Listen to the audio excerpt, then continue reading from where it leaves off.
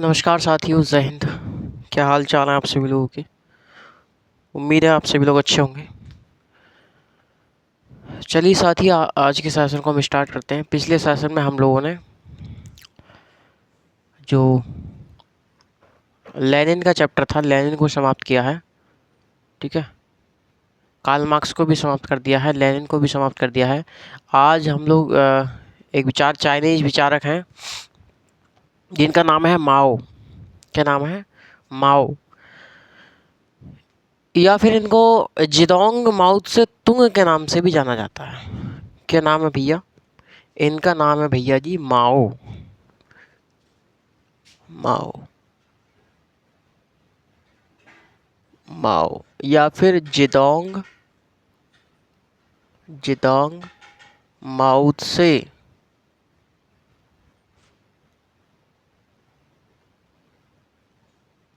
तुंग।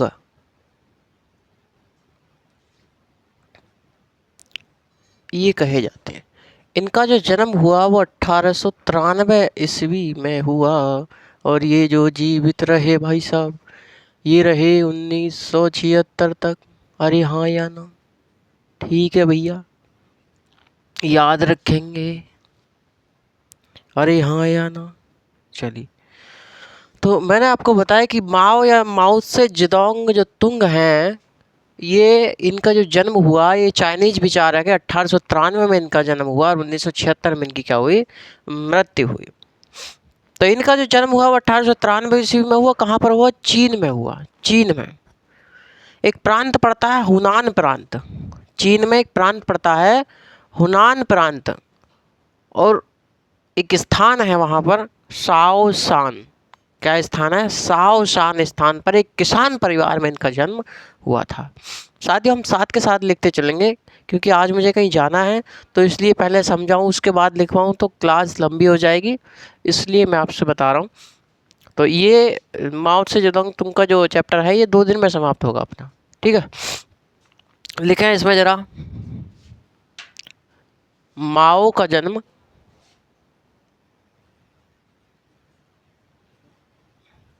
माओ का जन्म 1893 में चीन के हुनान प्रांत में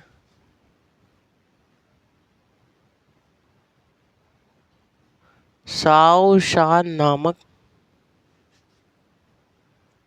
स्थान पर एक किसान परिवार में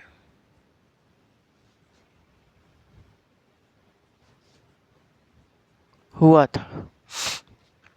तो जो माओ थे माओ का जो जन्म हुआ था वो 1893 में हुआ था, हुनान प्रांत में। कौन से प्रांत में? हुनान प्रांत में शाओशान नामक स्थान पर इनका जन्म हुआ था। ठीक है, माओ जो थे, माओ ने आगे चलकर मार्क्सवादी विचारधारा और लेनिनवादी विचारधारा में अपने विचार व्यक्त किए हैं। साथियों देखिए, माओ ने आगे चलकर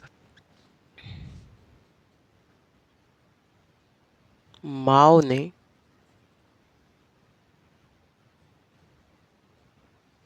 आगे चलकर मार्क्सवादी एवं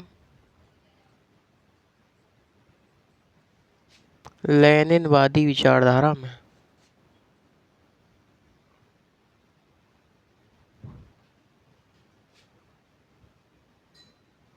अपने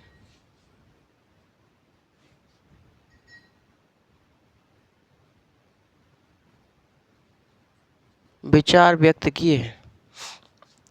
तो कौन कौन सी विचारधारा भैया? मार्क्सवादी विचारधारा का भी इन पर प्रभाव पड़ा और लेनिनवादी विचारधारा का भी इन पर प्रभाव पड़ा।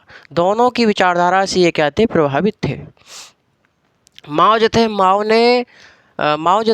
जो था साथियों, चीन में साम्यवादी दल का नेता था। माओ जो था, माओ कैसा था? चीन में साम्यवादी दल का नेता था।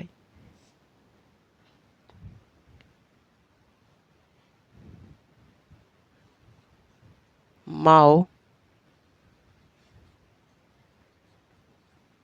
चीन में साम्यवादी दल का नेता था। तो चीन में जो माओ था कौन से दल का नेता था? साम्यवादी दल। इसे हम लोग कम्युनिस्ट पार्टी कहते हैं, कम्युनिस्ट पार्टी यानी साम्यवादी दल का ये नेता था। बात क्लियर है यहाँ तक? चलिए, जो माओ था साथियों, माओ ने सनायत सेन के नेतृत्व में, सनायत सेन के नेतृत्व में चीन की पहली क्रांति देखी थी। जो सनायत सेन थे, सनायत सेन कौन थे? सनायत सेन जो थे वो कुईमितांग दल के नेतृत्व करता थे। तो सनायत सेन कुईमितांग दल का क्या करते थे? नेतृत्व करते थे। जब कुईमितांग दल में ये जो सनायत सेन थे, जब इन सनायत सेन की मृत्यु हुई तो कुईमितांग दल की अब जिम्मेदारी कौन संभालेगा भाई? तो सनायत सेन की मृत्यु के बाद कुईमितांग दल की जो जिम्मेदारी दी गई, जो उसका नेतृत्व उसने किया, वो था च्वांग कोई शेक। नाम ऐसे अजीब अजीब है क्योंकि चाइनीज विचारक हैं। तो सनायत सेन की मृत्यु के बाद जो कुईमितांग दल था, कुईमितांग दल का नेतृत्व किसने किया? तो च्वांग कोई शेक ने किया। किसने किया? च्वांग कोई शेक ने किया। इतना लिखे, माओ ने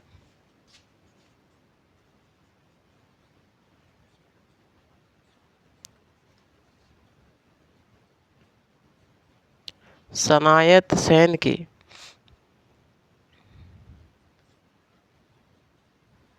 मृत्यु के बाद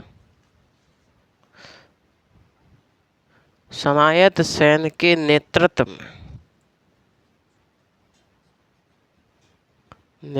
में चीन की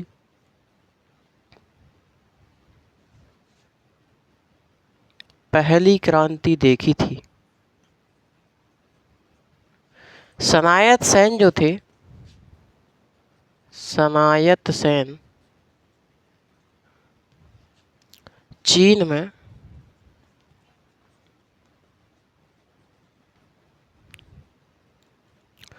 कुईमितांग दल के नेता थे। सनायत सेन की मृत्यु के बाद नेतृत्व करता थे। लिखिए, नेतृत्व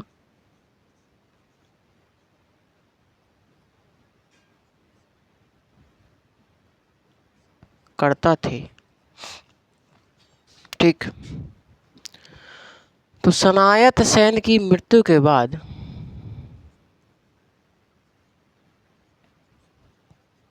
जब सनायत सेन की मृत्यु हुई, मृत्यु के बाद कुईमितांग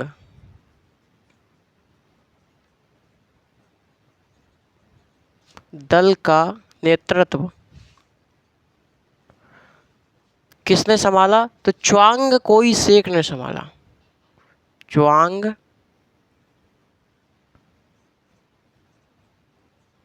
कोई शेक, च्वांग कोई शेक ने संभाला। च्वांग कोई शेक ने संभाला। तो सनायत सेन की मृत्यु के पश्चात कुईमितांग दल का नेतृत्व किसने किया? था च्वांग कोई शेक ने किया। बात क्लियर है? ये जो माओ था और जो च्वांग कोई शेक था, इन दोनों ने मिलकर क्या किया? एक साथ एक मार्च निकाला। एक साथ क्या निकाला इन्होंने? एक मार्च निकाला, एक जुलूस निकाला। ठीक है। आगे चल कर के बहुत शीघ्र ही ये जो च्वांग कोई शेक था और जो माओ था, इन दोनों के बीच में क्या हो गया? मतभेद हो गया। इन दोनों के बीच में क्या हो गया भैया? मतभेद हो गया। और मतभेद इतना तगड़ा हुआ कि जो माओ था, माओ ने च्वांग कोई शेक को कुचलने का निश्चय किया। च्वांग कोई शेक को कुचलने का निश्चय किया। लिखिए, लिखें, माओ और च्वांग कोई शेक ने मिलकर एक मार्च निकाला और आगे चलकर दोनों में विवाद हुआ। जब दोनों में विवाद हुआ तो माओ ने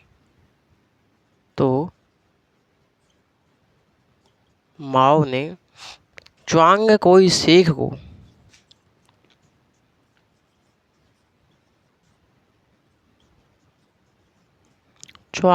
शेक को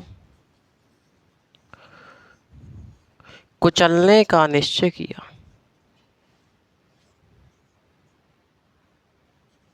कुचलने का निश्चय किया। ठीक। तो माओ और च्वांग कोई शेक ने मिलकर के एक मार्च निकाला और आगे चलकर बहुत शीघ्र ही इन दोनों के बीच में क्या हो गया, बहुत तगड़ा विवाद हुआ। और विवाद इतना तगड़ा हो गया कि माओ ने भाई साहब च्वांग कोई शेक को बिल्कुल जड़ से ख़त्म करने का क्या कर दिया, निश्चय कर दिया। माओ ने अपने नेतृत्व में एक मार्च निकाला आगे चल करके। जब माओ ने अपने नेतृत्व में एक मार्च निकाला और ये जो मार्च था ये विशाल मार्च था और ये जो चीन के पीकिंग शहर पहुंचा। चीन के कौन से शहर पहुंचा? चीन के पीकिंग शहर पहुंचा। और इसी के नेतृत्व में 1 अक्टूबर 1949 को चीनी क्रांति हुई। कौन सी क्रांति हुई? चीनी क्रांति हुई। और माओ द्वारा एक नारा दिया गया। माओ ने एक नारा दिया, उन्होंने एक नारा दिया कि भाई गांव द्वारा शहरों को घेरा जाए, गांव द्वारा शहरों को घेरा जाए। ये किसका नारा था? तो माओ का ही नारा था। लिखिए आगे। माओ ने एक विशाल मार्च निकाला और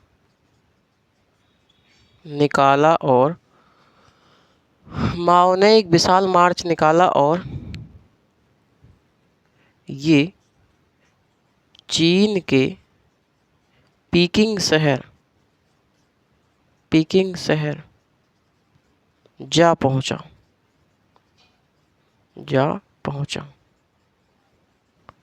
माओ के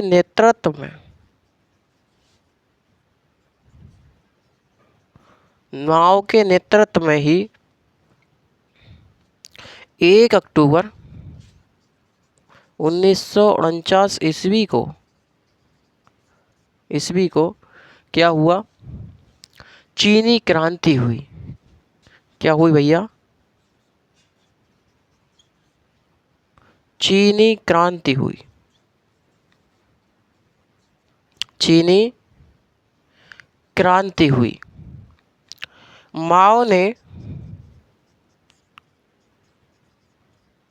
एक नारा दिया। कौन सा नारा दिया? कि गांव द्वारा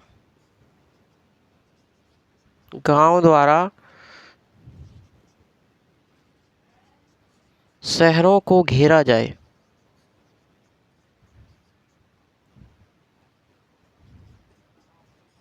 ठीक। तो गांव द्वारा शहरों को घेरा जाए किसने कहा? तो माओ ने ही नारा दिया। बात क्लियर है? तो चीनी क्रांति कब हुई? 1 अक्टूबर 1949 को। किसके नेतृत्व में हुई? तो माओ के नेतृत्व में हुई। ठीक है भाई। तो चीनी क्रांति को किसने अंजाम दिया? तो माओ ने ही अंजाम दिया। माओ के नेतृत्व में चीन में क्या बनी? चीन में साम्यवादी सरकार का गठन हुआ। जब चीनी क्रांति हुई तो क्या हुआ? चीन में साम्यवादी दल की सरकार बनी। साम्यवादी सरकार बनी। आगे लिखिए। माओ के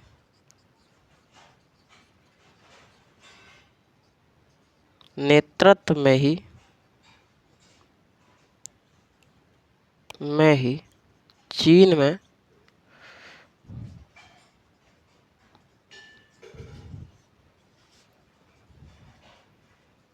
साम्यवादी सरकार बनी।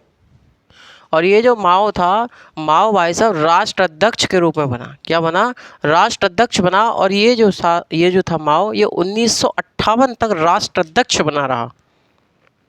समझ रहे हैं आप मेरी बात? राष्ट्र अध्यक्ष बना रहा।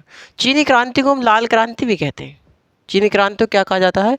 लाल क्रांति के नाम से भी जाना जाता है। ये जो लाल क्रांति है, लाल क्रांति या फिर चीनी क्रांति, चीनी क्रांति, ठीक है। इस प्रकार हम कह सकते हैं कि साथियों, जो लेनिन थे साथियों, हमारे लेनिन ने रूसी क्रांति के माध्यम से यूरोप में समाजवाद की स्थापना करी। ध्यान सुनते रहिएगा। इनके जो लेनिन थे, लेनिन ने रूसी क्रांति के माध्यम से यूरोप में समाजवाद की स्थापना करी। वहीं माओ ने चीनी क्रांति के माध्यम से एशियाई समाजवाद की स्थापना करी। तो कितना सुंदर और खूबसूरत सा क्वेश्चन बन सकता है हमारा, इतना बेहतरीन क्वेश्चन बन सकता है। ये क्वेश्चन बनेगा हमारा कि जहां लेनिन के नेतृत्व में रूसी क्रांति के माध्यम से यूरोपीय समाजवाद की स्थापना की गई, डैश किसके नेतृत्व में चीनी क्रांति के माध्यम से एशियाई समाजवाद की स्थापना की गई। क्वेश्चन बन सकता है, क्वेश्चन बन सकता है कि लेनिन के नेतृत्व में रूसी क्रांति के माध्यम से यूरोपीय समाजवाद की स्थापना की गई, डैश किसके नेतृत्व में, डैश किसके नेतृत्व में एशियाई समाजवाद की स्थापना की गई, एशियाई समाजवाद की स्थापना की गई। समझ रहे हैं आप मेरी बात? कि किसके नेतृत्व में एशियाई समाजवाद की स्थापना की गई। तो क्या नाम आएगा भाई यहाँ पर? तो नाम आएगा अपना माओ। तो माओ के नेतृत्व में एशियाई समाजवाद की स्थापना की गई चीनी क्रांति के माध्यम से। क्लियर है बात? बेहतरीन क्वेश्चन है, समझ में आ जाना चाहिए आपको। तो जो लेनिन की जो विचारधारा के जो समर्थक थे वो क्या कहलाए? वो साम्यवादी कहलाए या फिर लेनिनवादी कहलाए। वहीं जो अपने माओ की विचारधारा के समर्थक थे वो माओवादी कहलाए। आगे लिखें जरा, सरफ करें बहुत जल्दी। बेहतरीन क्वेश्चन है साथियों। ऐसे क्वेश्चन पूछे जाते हैं भाई, बहुत बढ़िया।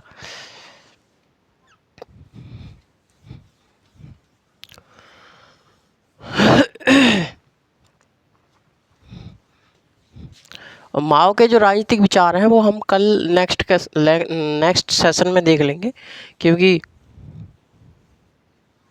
उनका ये कहना है कि शक्ति बंदूक से निकलती है, कि जो राजनीतिक शक्ति होती है वो बंदूक से निकलती है।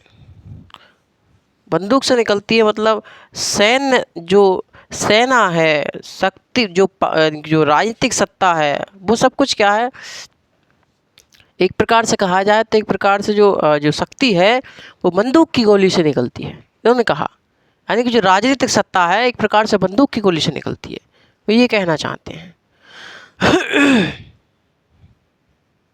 चलिए,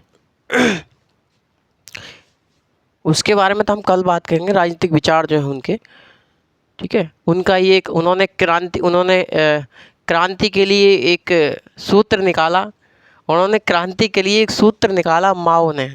समझते रहिए, थोड़ा सा समझ लीजिए, आपको बता दो हिंट। माओ ने क्रांति के लिए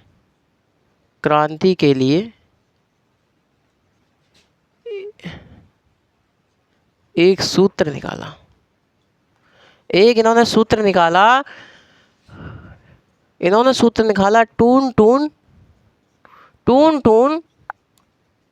टा टा टा टा। इन्होंने एक सूत्र निकाला, ये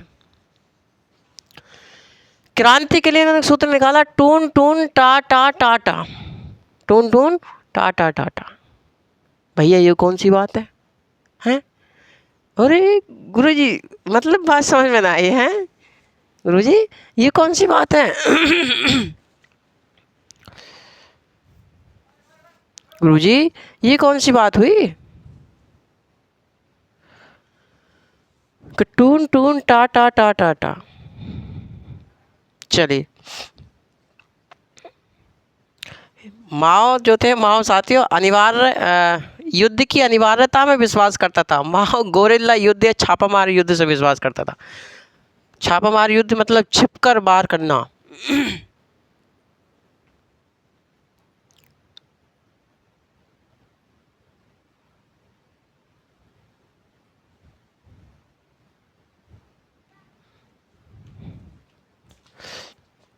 चलिए साथियों, लिखिए जरा।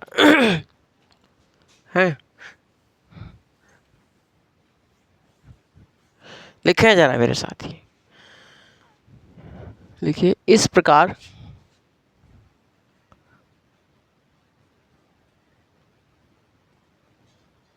कहा जा सकता है कि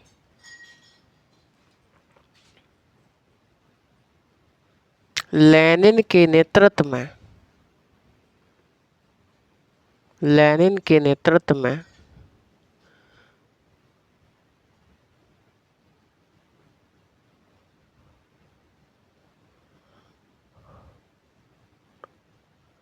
रूसी क्रांति के माध्यम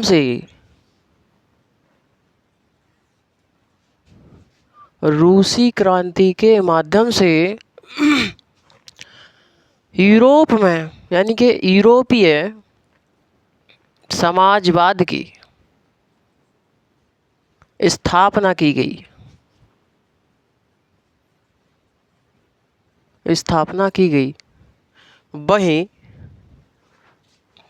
वहीं माओ के नेतृत्व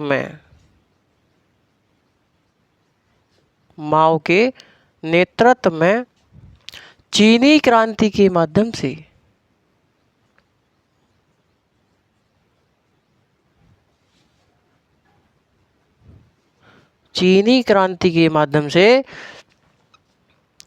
एशियाई समाजवाद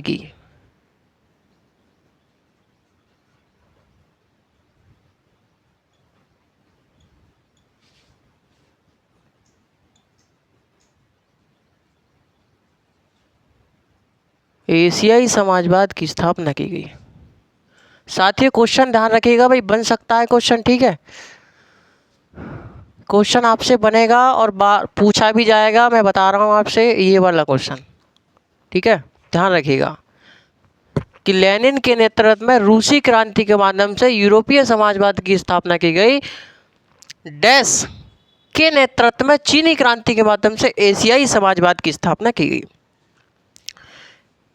समझ रहे हैं आप मेरी बात? एक क्वेश्चन आपसे ऐसे भी पूछ सकता है, ये वाला जो क्वेश्चन पूछेगा आपसे ऐसे ही पूछ सकता है कि प्रथम विश्व युद्ध के बाद रूसी क्रांति के माध्यम से यूरोपीय समाजवाद की स्थापना की गई। प्रथम विश्व युद्ध के बाद क्या की गई? रूसी क्रांति के माध्यम से यूरोपीय समाजवाद की स्थापना की गई। डैश कौन से युद्ध के माध्यम से किस युद्ध के बाद चीनी क्रांति के माध्यम से एशियाई समाजवाद की स्थापना की गई? भैया 1939 से लेकर के 1945 में क्या चला? द्वितीय विश्व युद्ध चला। और ये चीनी क्रांति कब हो रही है? 1 अक्टूबर 1949। तो कौन से युद्ध के बाद हो रही है? तो द्वितीय विश्व युद्ध के बाद हो रही है। बात ध्यान रखेंगे, ये दो क्वेश्चन आपसे बहुत ज़बरदस्त पूछेगा कि प्रथम विश्व युद्ध के बाद रूसी क्रांति के माध्यम से यूरोपीय समाजवाद की स्थापना की गई। डैश के युद्ध के बाद चीनी क्रांति के माध्यम से एशियाई समाजवाद की स्थापना की गई। तो कौन सा युद्ध आ जाएगा? द्वितीय विश्व युद्ध आ जाएगा, 1939-1945। ठीक है भैया, इतनी बात ध्यान रखेंगे। तो दो क्वेश्चन आपसे पूछ सकता है यहाँ से, जो मैंने आपको बताए किस प्रकार से क्वेश्चन पूछ सकता है दोनों सेम ही, लेकिन थोड़ा थोड़ा अंतर इसमें हमको दिखाई पड़ता है। लेनिन जो थे साथियों, लेनिन की विचारधारा के, लिखिए, लेनिन की विचारधारा के समर्थक, साम्यवादी या लेनिनवादी कहलाए। वहीं माओ की विचारधारा के समर्थक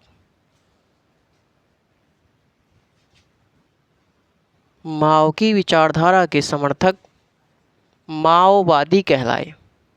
कौन से वादी कहलाए भैया? माओवादी कहलाए। ठीक है साथियों, माओवादी कहलाए। माओ जो था, माओ चीनी क्रांति के पश्चात चीन में राष्ट्राध्यक्ष बना और 1958 तक इस पद पर बना रहा। इसके पश्चात उसने अपने उत्तराधिकारी लियू शाओची, उसका जो उत्तराधिकारी था, किसका? माओ का उत्तराधिकारी मतलब जो उसका बेटा था, उसका नाम था लियू शाओची, को सत्ता सौंप दी और राजनीति से क्या ले लिया? संन्यास ले लिया। इसकी जो मृत्यु हुई वो 1976 ईस्वी में हुई। लिखिए साथियों, माओ क्या था? माओ चीनी क्रांति के पश्चात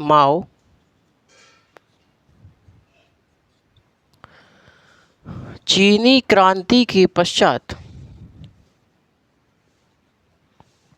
क्रांति के पश्चात चीन में राष्ट्राध्यक्ष बना तथा 1958 ईस्वी तक ये राष्ट्राध्यक्ष बना रहा।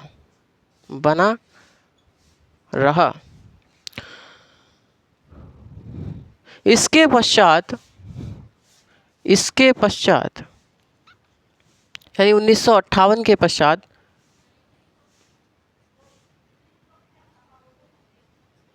के पश्चात उसने अपने उत्तराधिकारी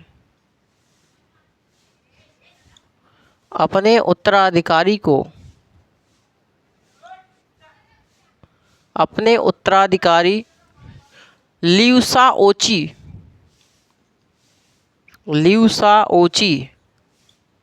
ये नाम कैसा भैया? अजीब अजीब से नाम है, चाइनीज विचारक लियू शाओची को शासन सत्ता सौंप दी और राजनीति से क्या ले लिया? संन्यास ले लिया। राजनीति से क्या ले लिया?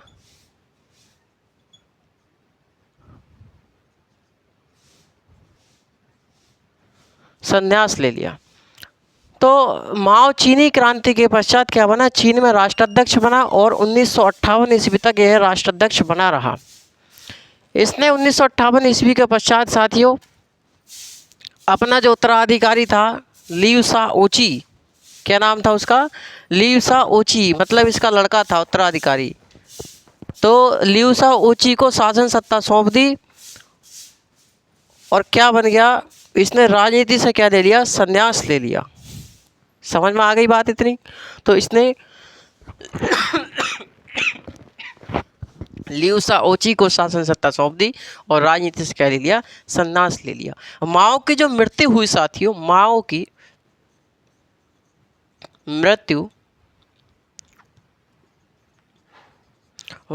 जो मृत्यु हुई वो 1976 ईस्वी में हुई।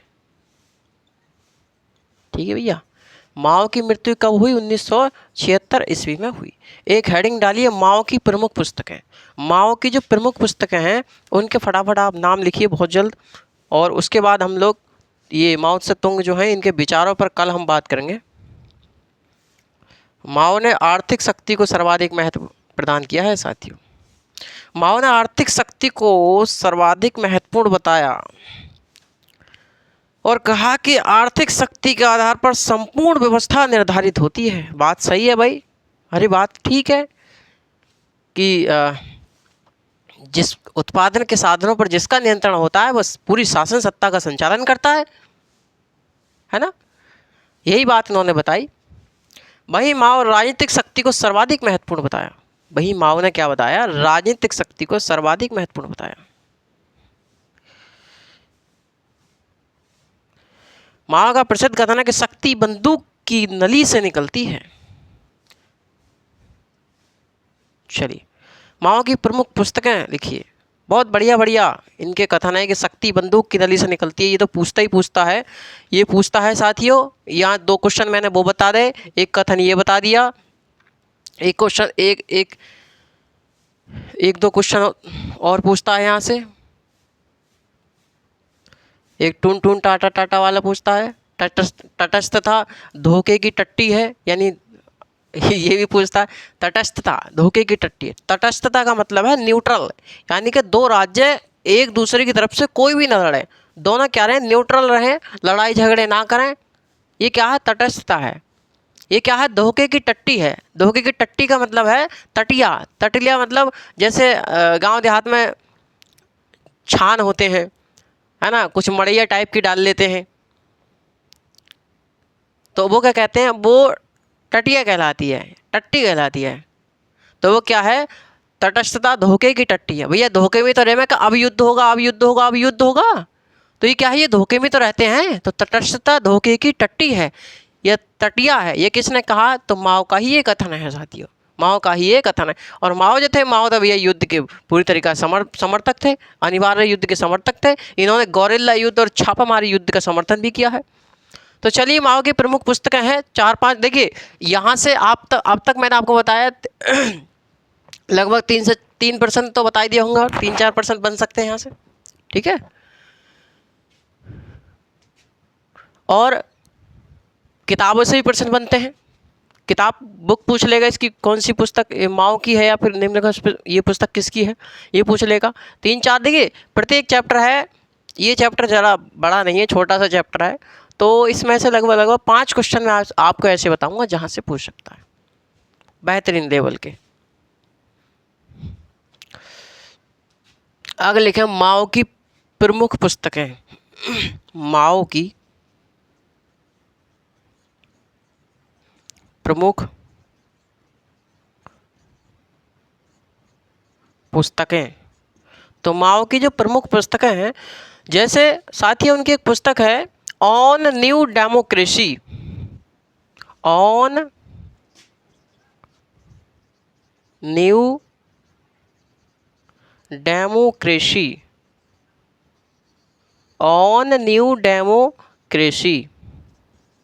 दूसरी इनकी पुस्तक है on contradiction, on contradiction, on contradiction, on contradiction. ये किसकी पुस्तक है ये भी पुस्तक माओ की मानी जाती है। एक इनकी पुस्तक है collegian government, collegian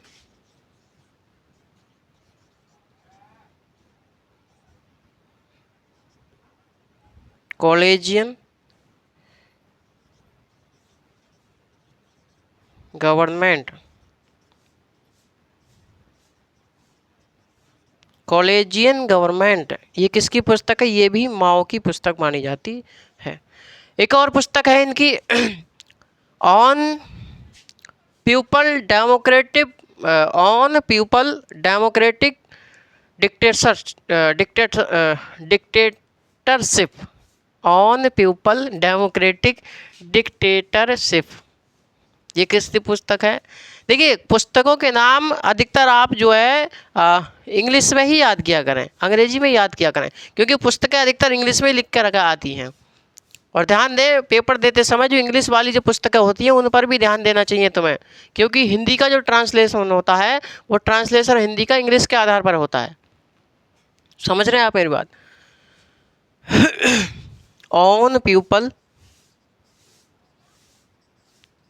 on people democratic dictatorship, democratic dictatorship, dictator, dictatorship. तो ऑन पीपल डेमोक्रेटिक डिक्टेटरशिप, ये किसकी पुस्तक है भैया? ये भी पुस्तक माओ की है। तो माओ की 4 पुस्तक ध्यान रखेंगे।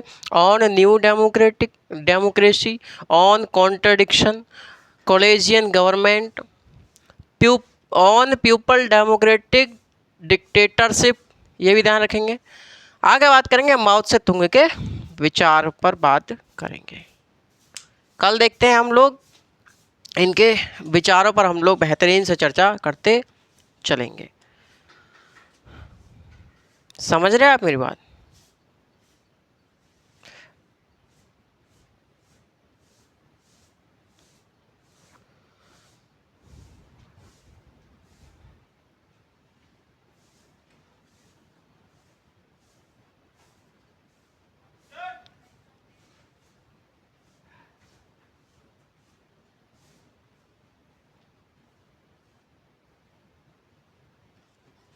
चलिए,